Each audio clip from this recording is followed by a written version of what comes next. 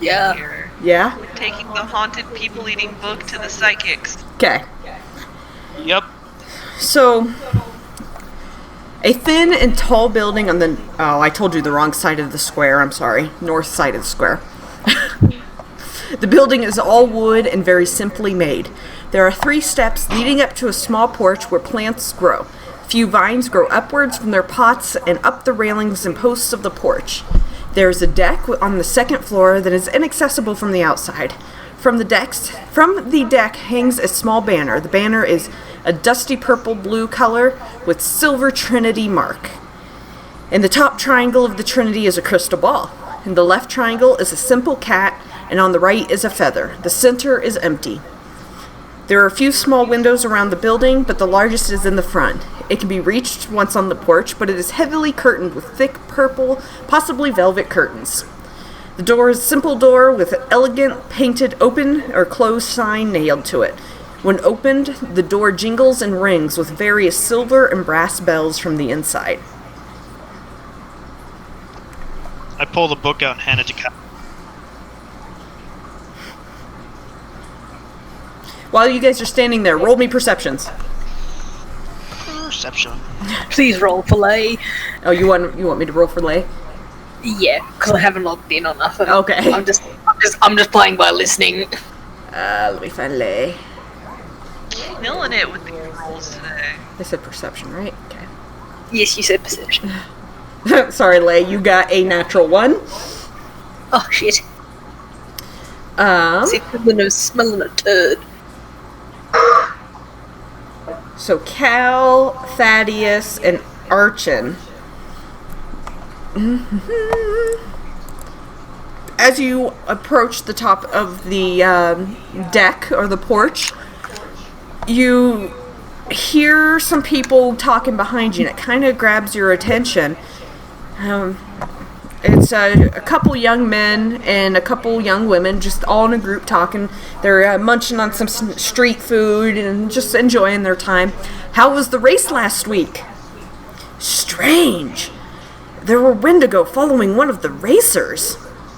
The few of them look shocked and look around. What? Really? And one of the men nods. Yeah, they never messed with any of the racers, but they just followed that ugly rainbow mare. Maybe you should tell the guards. And ruin racing? I don't think so. And they kind of start laughing and continue on their way. Did you say last week or last month? Last week. Okay. In general, the street races happen just about weekly. The big ones don't happen that often, but there's almost always races going on at night. Okay. Does anyone know anything about this ugly rainbow mare? Can I do a knowledge local? Yeah, you can.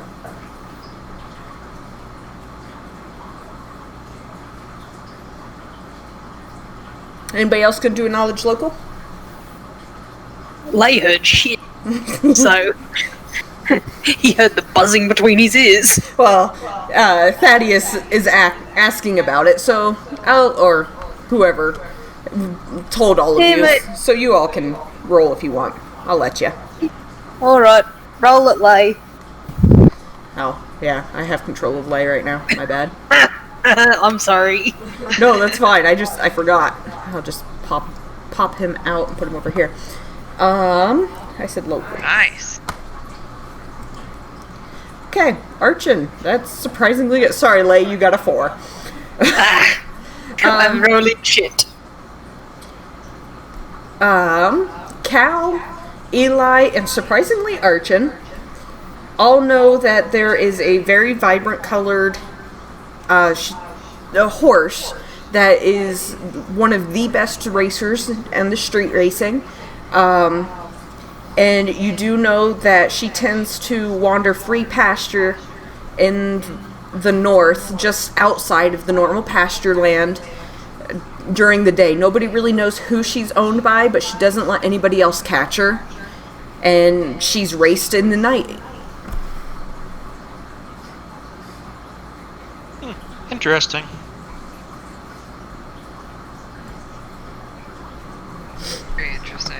Wonder why the Wendigo were following her. Can I steal her? No, you would have to fight for her. I'm sorry. Let's go get her. Definitely, it's the horse. She's the one in charge of everything.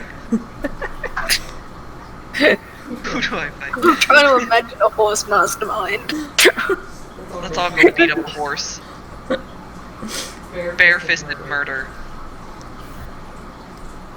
That'll solve everything. Sorry. Okay, moving on. Okay. Anyway, I hand the book to Cal.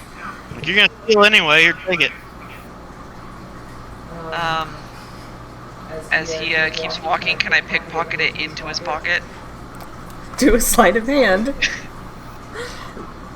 Yes, do a perception. Yes, you do. I have good perception too. Uh-huh. You should know not to trust me at this point. Like, you should be on alert. Just punch him in the nose. That's not lay talking. That's Jack. That's Jack. Okay, so Don't lay saw that. as you enter the building, when you enter the building, the scent of various herbs and incense waft over you like a wave. While not super overpowering, the smell does seem to fog or relax the mind and body of everyone that walks in. The entryway is a small wooden room with a deep colored rug on the floor. It's hard to tell if the rug is red, purple, or an odd mix of the two. It is simple but very well worn, possibly a hand-me-down.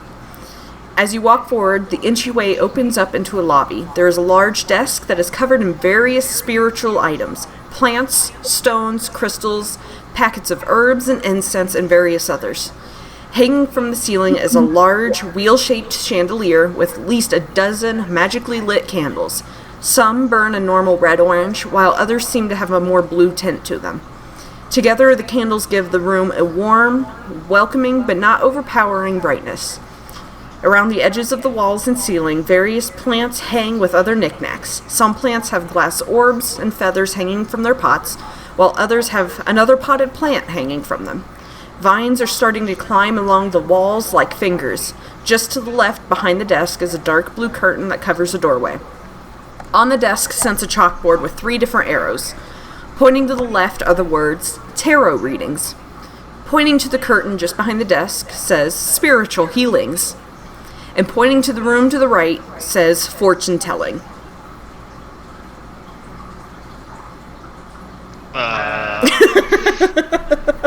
I'm thinking fortune telling, but I don't know. Maybe fortune telling, then spiritual healing, because we're gonna need that after this. True. Yeah, I think it would be between fortune telling and spiritual healing. I don't think we need a tarot card, or do we? How about we do all 3 just in reverse order? Sure. So where are you going? Fortune! Fortune telling? Fortune. I think that's Yeah. the best Okay. way to go. So as you turn to the right, a small hallway leads into another room. The room has one window with a large light blue curtains pulled back and tied with silver ropes. The room is simple, with a simple blue rug on the ground and various small tables, all holding candles of different sorts, shapes, and sizes. At the very center is a large table with 2 chairs on one side and one on the other. The table has a simple velvet blue and silver runner on it with few crystals of different colors resting on the center. All in all, it appears to be the most simple room of the shop. When you enter the room, there is a feline woman already sitting in the single chair on the far side of the table. As you guys fully enter, she stands and starts to draw the curtains closed. The room slowly gets darker and darker, but then, as if on cue, candles slowly start to light. Each candle lights with a small popping sound, and are quite bright for a moment before the wick catches and dims to a soft, comfortable glow.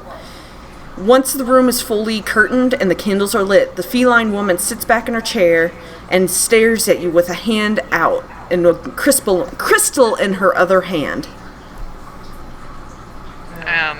I go sit in one of the chairs, I tell Cal to give her the book. and I reach my hand back to Thaddeus, without even looking, just holding my hand out. after looking at her, is Cal a guy or a girl? That's up to your imagination. Okay. I'm just not sure. He looks confused, and then he He looks confused. has like a moment of realization and pulls the book out of his pocket and hands it to him. The feline woman who is I have a picture of her. Let me find my picture of her. Dun dun dun.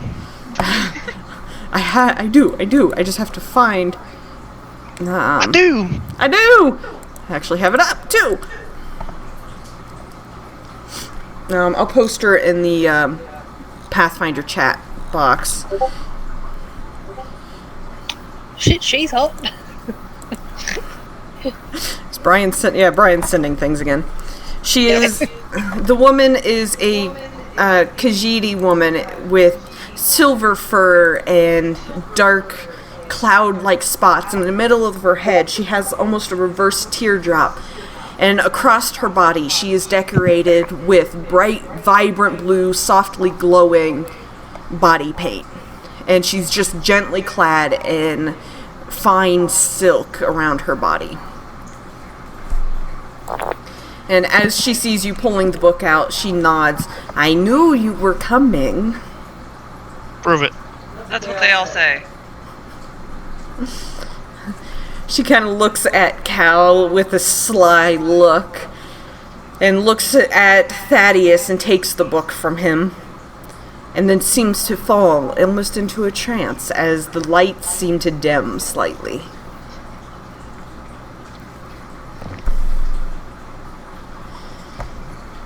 After a moment, she finally opens her eyes and smiles. She goes, there is lots of Was that the child? That was your cat.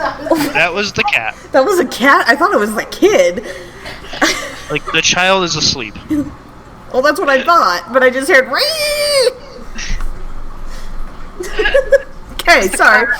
It was the Khajiit. She flipped her fucking wig. The Khajiit. She's Khajiit. like, oh, I know this, but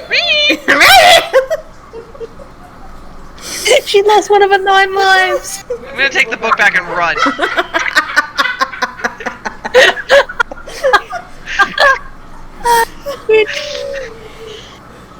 Okay. She looks back up at you guys and says, this book has lots of misfortune with it. And she kind of gently runs her furred and clawed fingers over the book, kind of muttering to herself a quiet blessing to the spirits that are still attached to it. She goes, you want to know where it came from, yes? No? Yeah. No, we want to know how to cook the things in it. No, we do not want to know. Lay immediately turns around and smacks Thaddeus. Whoa, whoa, whoa. She smiles. Whoa. She smiles a very sly grin, and she goes, most things are better with garlic. Guys, you don't need to That know is how true. to cook the things in it. The book is telling you how to cook the things in it. You just read the book. I don't read Latin. All I heard was I don't read. That too. That was my selective hearing. Just, Oh. That too. Anywho. Anywho. So, do you know where it came from? She runs her hands over the book again, and she says, I can... What are you doing, Cal? I don't know. Shut up. I'm trying to click on things. It's not working. Trying to daze someone. I clicked on the wrong thing. She says, I cannot tell you exactly, but the spirits, they can give me hints to help you. As long as Okay. you help put them to rest and ease. We will help them rest and ease or whatever. How do we do I gotta go. Run away, Jack, run away! that? Bye. Lay pieced out when you guys were going in.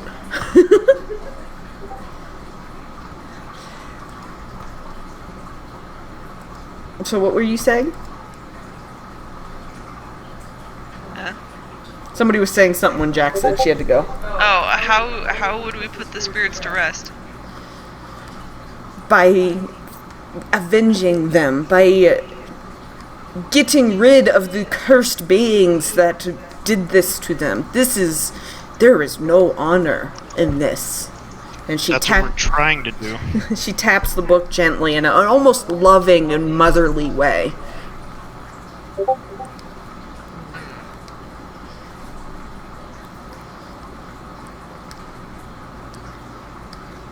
So, what is the hint?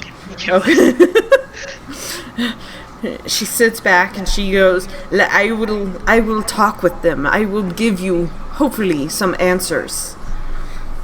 And she sits back and puts her hand both hands on the book and puts the crystal in the middle of the book and closes her eyes, her nose mere inches from the book, as she seems to try to pull energy that is remaining in the book into herself. And for many moments she's quiet, but the crystal gently glows a slightly brighter white-blue color, as if alive with something. You can see the color and light within it swirling and dancing, and it not necessarily sporadically. It's as if it is reacting to something, reacting to her. As it speeds up and gets more excited in motion, her ears flick back. But as it calms, her ears perk up again. And she just go really quiet, just those simple movements for many moments. And finally, she slowly sits up and opens her eyes and shakes her head. The spirits are confused, but they have a few ideas to help you. And she stands up and grabs a piece of paper off of her side desk and quickly starts scribbling. And just scribbling the image that she had seen, and holds it up, and you see a home, a cabin, surrounded by trees. And she tosses it aside, and then grabs another piece of paper, and draws out a Wendigo, tosses it aside. And finally, the last one, she draws a canine. And then stands up and hands the last paper to you.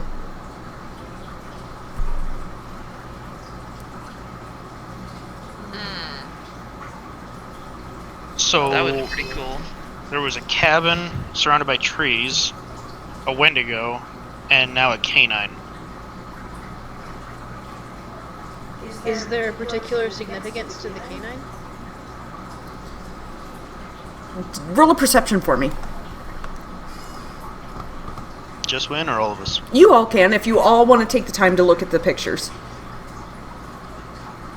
I want to look at the cabin. Okay.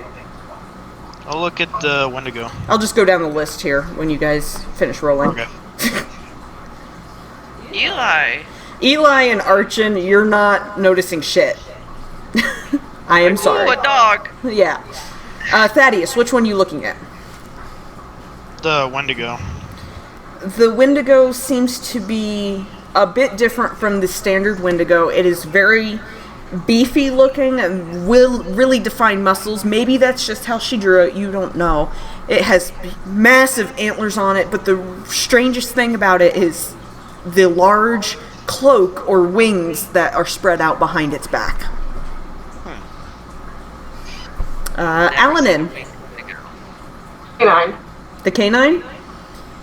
It seems to be a lanky, long-legged, dark canine with piercing eyes, and maybe it's just how she sketched it with her charcoal piece, but it seems to have either spots or some type of marking along its back. Cow.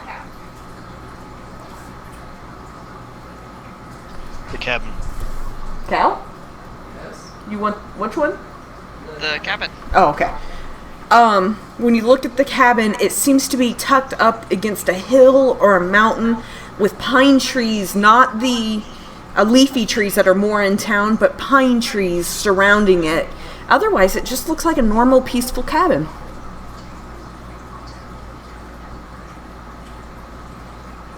Alright. I'll fold it up and put it in my pocket. Yeah, I'll keep the Wendigo drawing. I'm assuming you're just gonna keep all of them. Yeah. The fortune-telling feline woman gently slides the book across the table again, and before she takes her hands completely off of it, or closes the distance between you guys and the book, she wraps a thin leather strip with a crystal and ties it tight to the book. This crystal will help keep them satisfied until you can free them. Okay. Okay. It's like, okay, thanks.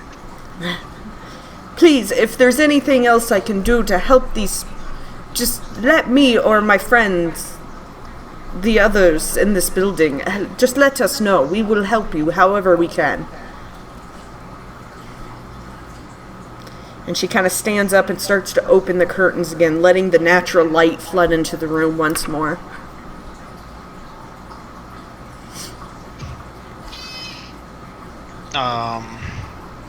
Thaddeus blocks the light so it doesn't get in his eyes. Baby. I'll leave the room. Okay. Me too. Oh, I turn to the people behind me like, oh, someone should pay her. What was that you said? Someone should pay her. She hears you and she shakes her head and holds her hand up. No, no, please. Just free them. That is enough payment for my heart.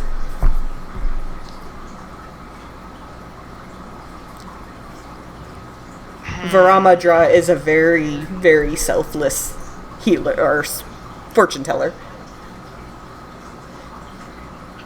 So, if this was a Wendigo that I can't imagine a Wendigo making a book on how to eat people. Well, it shows this. There was the picture of the cabin. Like, Wendigo wouldn't live in a house either. That is true. So maybe this dog. Maybe the canid is a Vargan. Maybe. Also, Wendigo were once human. Yeah, that is true. But I think when they become Wendigo, they become like savage animals, and I don't think they really retain much humanity. But the book could have been made before That is a possibility. it actually became.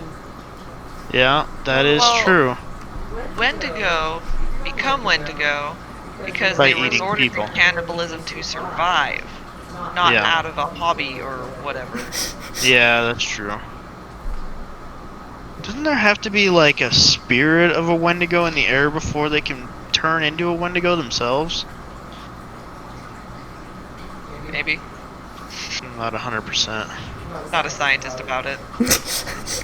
Is there such a thing as a Wendigo science? I don't know. A Wendigo what? A Wendigo science? I don't know. I definitely don't know anything about that. So what are you guys doing now? How late's it getting? Oh, it's probably around like 3 or so. 3 or 4. Okay. Just want to go stare at some cows. Where are we going to set up for our nightly stakeout thing?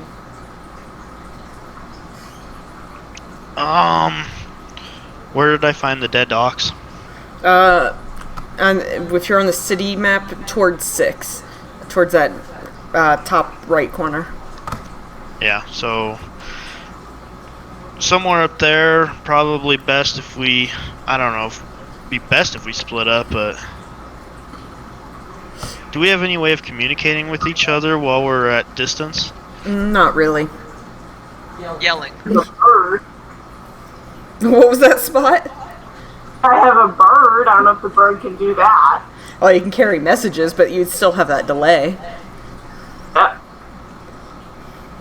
Does the bard have a message? What? No. Spell message? No? Okay. I don't think so. Remember, there are also other spiritual people in this building. Oh yeah, should we go get a tarot card reading? Or Or the other one? Or the massage lady? The massage lady. I don't remember what the third one was. Spiritual healings and tarot readings. That's right. Ah, yes, the massage lady. Yeah, You know, that's the massage lady. She heals your spirit. Eli's cousin likes the spiritual healing woman. he holds her in very high regard.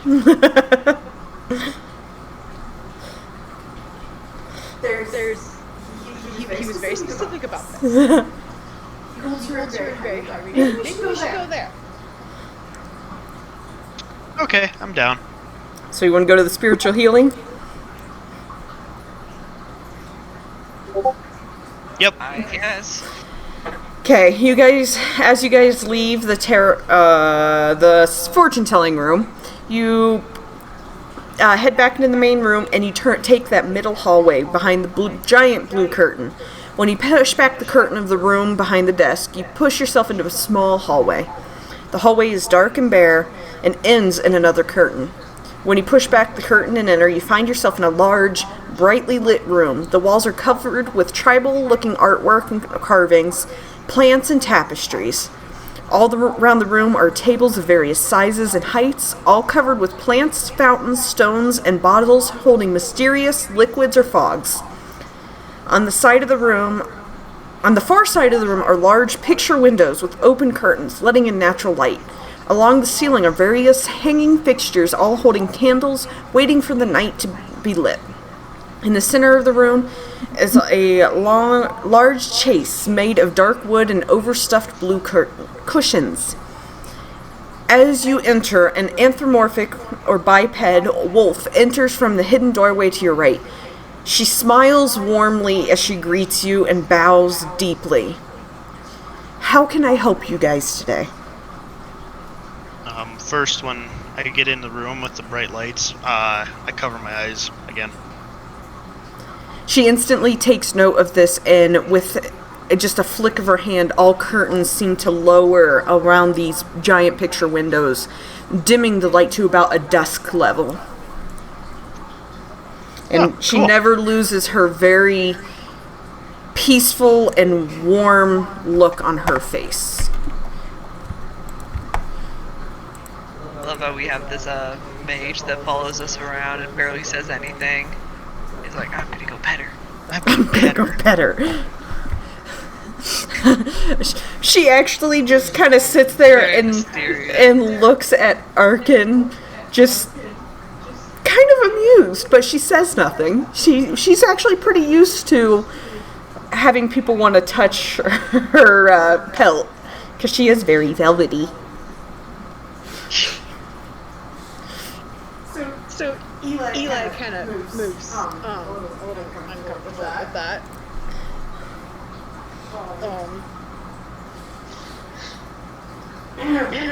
I hand her the book. She might be too tall for you, Arkin. She takes the book, and kind of like Varamaja, she's very gentle and respectful of the book as she places it down on one of her tables and looks at the crystal that the feline had left, and then strokes the spine of it and looks back at you guys. And what is the meaning of this? We're trying to determine who had this book, and we're trying to save the souls of the people who are attached to this book. She nods slowly, as if And we need info. deeply saddened by the news. And she looks down at the book and sighs heavily, as if just bothered. And she finally nods. She says, the spirits are very, very saddened by the torture that they have gone through. She said, I can free them from the book without doing damage to the book, but then you will not have their guidance anymore. Can you get any information from them before you do that? Because if we just are pointed in the right direction, we can figure it out from there.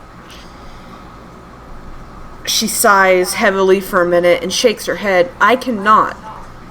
But Taiga, our tarot reader, she might be able to if she lets the book choose their cards.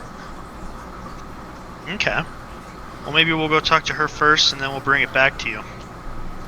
She gently hands the book back. She goes, whatever you decide, just be delicate with them. They are aware of you, and they are aware of your task. Okay. They We'll just be want very respect. gentle. And she kind of We'll be gets a very serious look and points at Thaddeus and like, you be good to those spirits. Anyone Yes, steal the ma'am. book? Salute.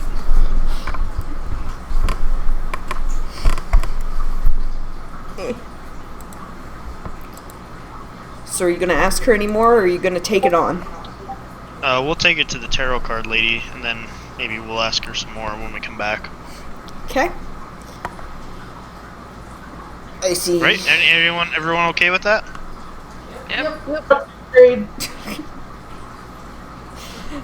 As Archon pets her again and tells her goodbye, she's a very sweet woman, and she pulls him closer and touches her nose to a cheek and says, good luck, my friend. Ah, yeah. Aww. Get some. I just imagine this dark necromancer and his dark cloak.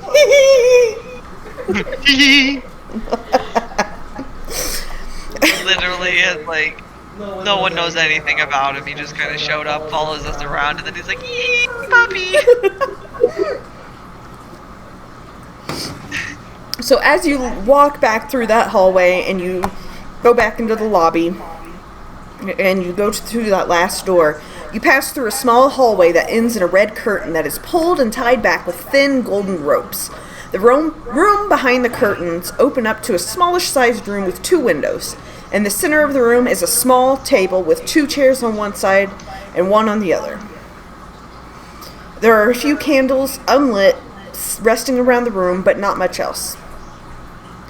As you guys enter the room, a small pale elf seems to appear and walk to the single chair at the table. She motions for one of you to take a seat and gently waves her hand towards the windows. The curtains over the windows draw shut in a flurry, making the room almost black at... makes the room almost pitch black.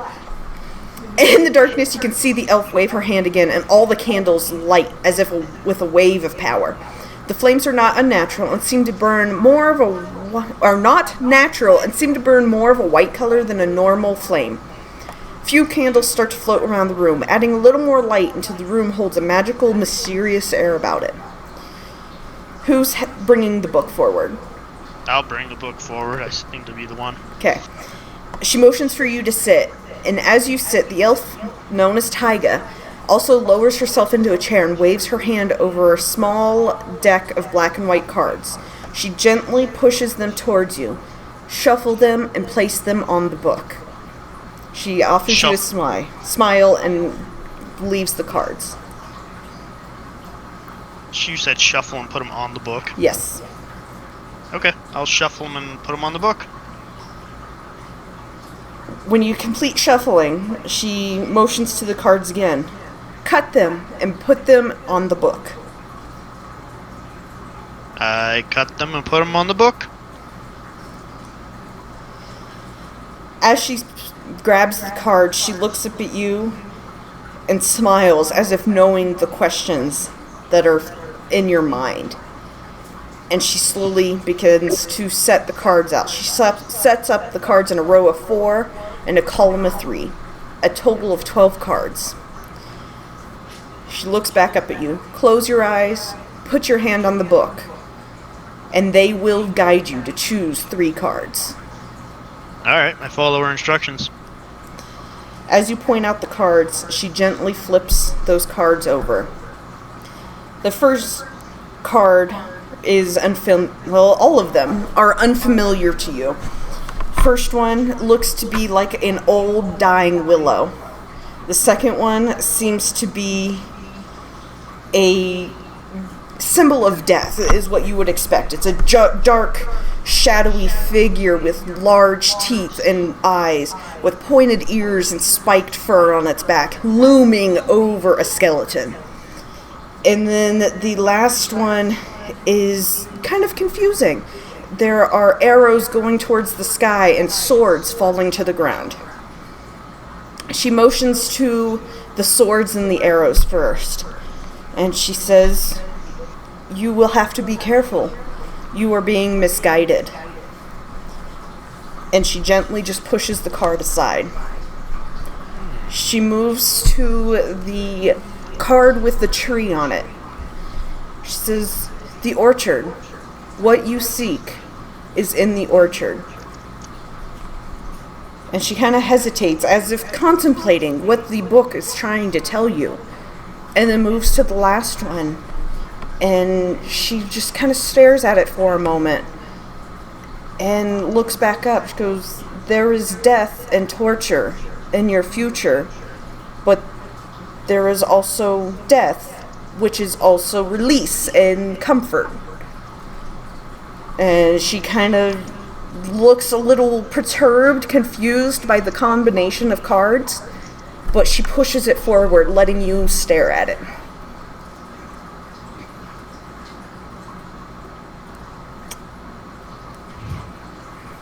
Interesting.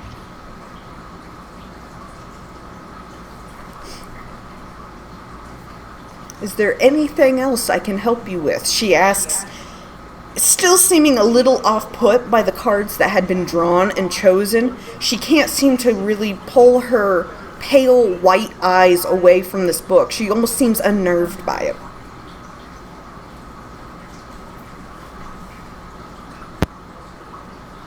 Can't hear you, Brian. Nope.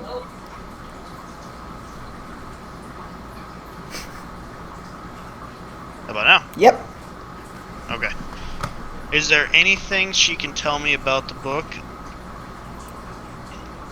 Anything else? Spirits? Anything? She kind of sits back in her chair. Her delicate frame is really tense and almost collected. And she says, "Whoever made that is a very dark, dark person. And how they did such a thing is beyond anything I've ever seen before." Sweet. Okay. Anyone else have any questions?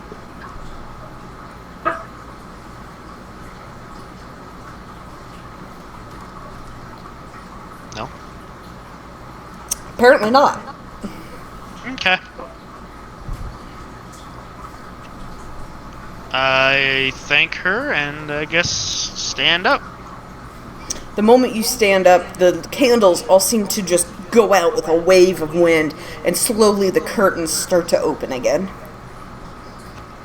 I kind of cover my eyes and walk out of the room.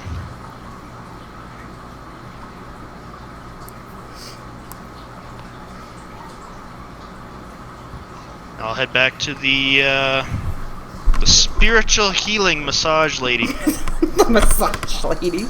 Magic fingers. Magic fingers. As you you guys walk in again, she looks at you, her ears perk up and she brightens, hopeful that you got what you were looking for. We're all good with cleansing the spirit from this book? Is that a unanimous? Yes. I'm asking everybody in our party. Kink, you're the only one I haven't heard from. I said yes. Oh, did you? You were quiet. Yes, too. Tired.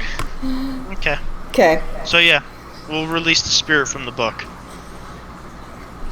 The canid woman nods and steps forward and gently takes the book from you, removing the crystal that the feline woman had tied to it. and puts it aside before pulling her own crystal, a large purple one, from one of her desks and putting it on top. She places it on a little end table and kneels down onto her knees, resting her head on the edge of the table just up against the bindings of the book. And you can hear her just ever so softly muttering an incantation in a language you don't understand. As she speaks, the windows all go really dark, as if a unnatural fog has clouded outside the windows, turning everything pitch black. The candles all go out for a second, and the only light in the room is this purple crystal glowing, pulsating as she speaks.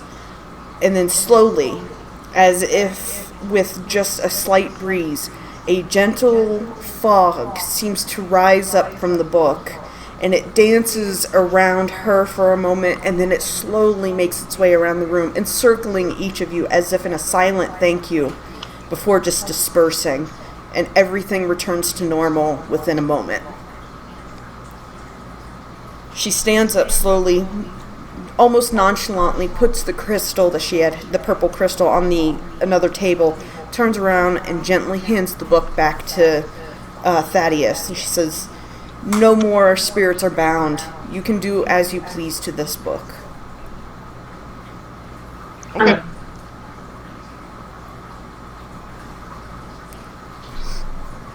Thank you. There you go. You freed the spirits of the book.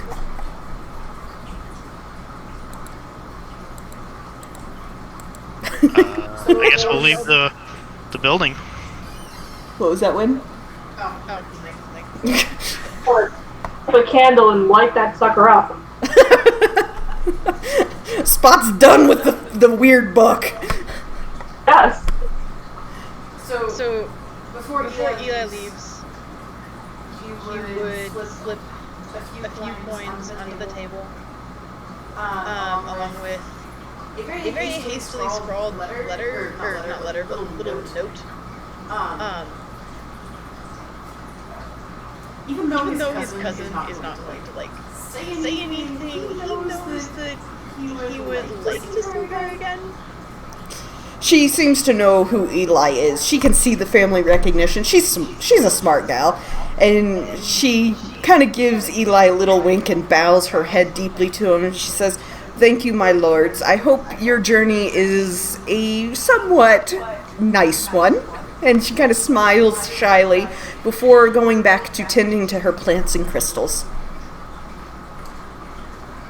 Yeah, Eli's gonna follow pretty on the stop.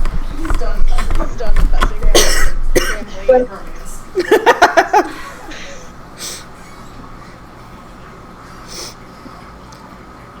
So you guys have met the fortune tellers and stuff. What are you doing now? Doing the fresh air. Doing what? I just imagine somebody like some crackhead sniffing the ground for some reason. Frantically, like, clean! And then So, does anyone know about this orchard? Well, if you would reference your map and the little points on your map, you might find an orchard. Town map markers. I have to double check now. Yeah. Hey, look, it's C, Orchard Park. Huh. Weirdly enough, where that vampire might have been. Yeah, why don't we go check that out? Since you know, the vampire supposedly went up in that direction, and or stake out in that direction too. our answers are going to be there. I'm down. How late's it getting? You've spent some good amount of time at the Fog, Feather, and Feline, so it's probably about 6 o'clock. It's not quite dusk yet, but the sun is starting to creep towards the tops of the mountains in the distance. Okay.